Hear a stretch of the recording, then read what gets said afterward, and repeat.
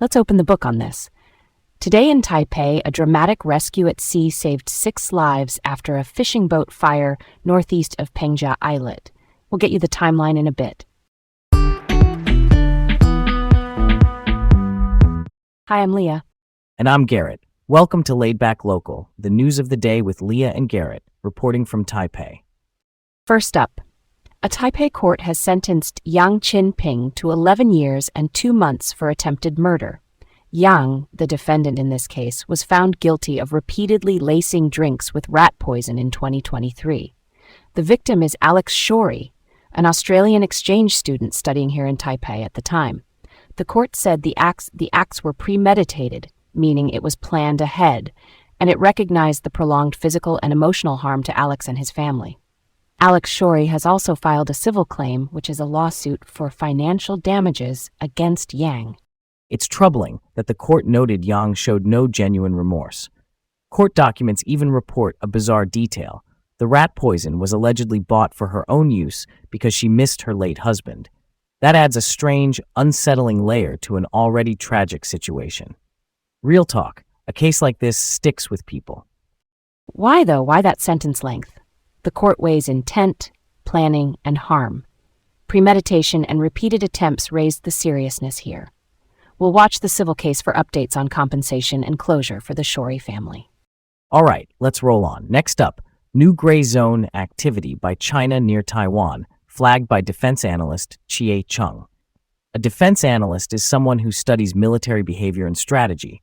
Gray zone tactics are actions meant to pressure or intimidate without starting open war. Think constant probing flights or ship patrols that stay below the threshold of direct conflict. What's new here is a Chinese military helicopter reportedly flying for a long stretch east of the median line in the Taiwan Strait. The median line is the unofficial boundary separating Taiwan and China's operating areas. There may also have been a joint drill with a helicopter and a drone, suggesting practice for cross-sea missions. Taiwan's Ministry of National Defense, which is our defense authority, reported multiple Chinese aircraft, naval vessels, and government ships active around the island. The analysts read, testing pressure without shots fired.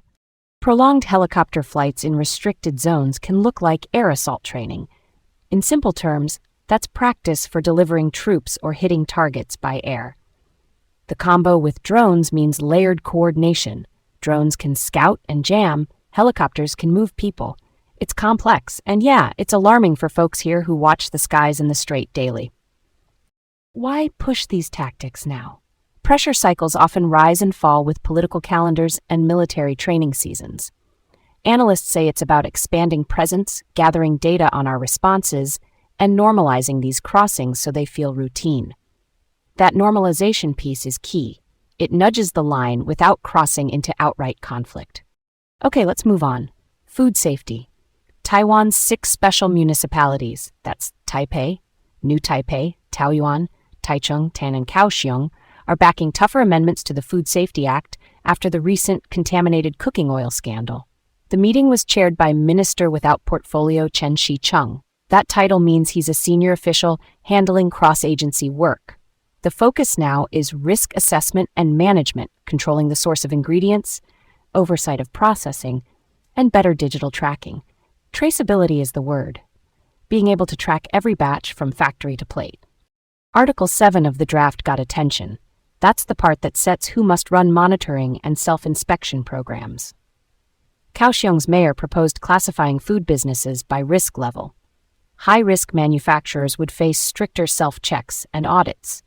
Some officials also asked for broader consultations before finalizing the rules. Basically, more voices at the table so the new system works in real kitchens and factories. Yeah, that checks out. Risk-based oversight is common in aviation and finance. Focus resources where failure hurts the most. If the central government sets a clear command mechanism and cities help enforce, you could catch problems earlier. I'd love to see routine digital logs that inspectors can audit quickly. Less paper shuffling, more real-time flags. Let's keep it moving. Rescue at sea. The Taiwan Coast Guard saved 6 crew members after their Keelung-registered fishing boat, the Yongfu 188, caught fire northeast of Pengjia Islet. Here's the timeline. Around 7 p.m. on July 20th, a fire broke out and the crew abandoned ship onto a life raft. A distress report went out about 3 a.m. on July 21st. A patrol vessel reached them roughly an hour later, and the boat sank around 5 a.m. The Coast Guard found a 30-meter oil slick near the site. The captain is Taiwanese, and the 5 crew are Filipino. All were found in stable condition. The cause is under investigation. 10 hours adrift at night is terrifying. Fires at sea spread fast and knock out power, so radios and navigation can fail. That's why drills matter. Life jackets, flares, and ready-to-deploy life rafts save lives. Real talk. If you work on the water, check your gear today. It makes all the difference when minutes feel like hours. Last up, Taipei just ranked the 14th best student city globally and 5th in Asia in the latest QS rankings. QS is a global higher education analytics group. Taipei scored 88.4 out of 100, with affordability standing out.